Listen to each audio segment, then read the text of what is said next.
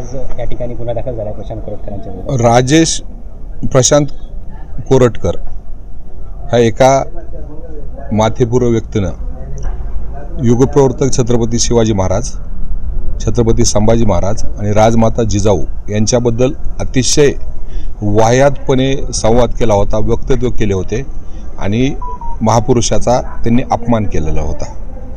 त्या विरोधात, त्यांच्या विरोधात या ठिकाणी फिर्याद देण्यासाठी आणि गुन्हा दाखल करण्यासाठी आम्ही आलो होतो।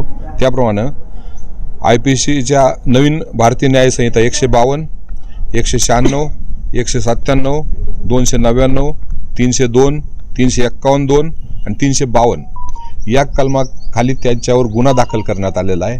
आणि कुठल्याही समाजाच्या महापुरुषाच्या विरोधात, एखाद्या समाजातला, हा काही समाजाचा विषय नाही, समाजामध्ये कुठल्याही वाईट प्रवृत्तीचे लोक असतात, त्या पद्धतीनं कोरटकरनी हे अतिशय वाईट कृत्य केलेलं आहे आणि त्याच्याविरुद्ध गुन्हा दाखल करणे आवश्यक होतं आणि त्या पद्धतीने गुन्हा दाखल झालेला आहे। मी या ठिकाणी या पोलीस स्टेशनचे PI असतील, DYSP असतील, या जिल्ह्याची SP असेल, त्यांचंही मी या ठिकाणी आभार मानतो की त्यांनी हा विषय समजून घेतला आणि महापुरुषाचा अपमान होऊ नये या दृष्टिकोनातून त्यांनी FIR या ठिकाणी दाखल करण्यासाठी जी काही आवश्यक कारवाई ती केली, त्याबद्दल त्यांचेही आम्ही सकळ मराठा समाज, मराठा क्रांती मोर्चा आणि शिवप्रेमी नागरिकाच्या वतीनं आम्ही आभारी आहोत।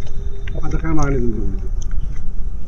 मागणी हीच आहे की आता FIR दाखल झाला आहे, तर त्याच्याविरुद्ध जे काही त्यांनी अतिशय वाईट कृत्य केलं आहे त्याबद्दल त्याला शिक्षा झाली पाहिजे।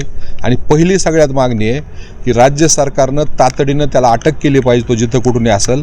आज कुणाला अटक करणं किंवा त्याचा ट्रेस आउट करणं हे अवघड काम नाही आहे, तर प्रामाणिकपणे राज्य सरकारनं हे काम जर केलं तर तो अटक होईल आणि त्याच्यावर गुन्हा दाखल करून पुढची कारवाई राज्य सरकारनं तातडीने केली पाहिजे।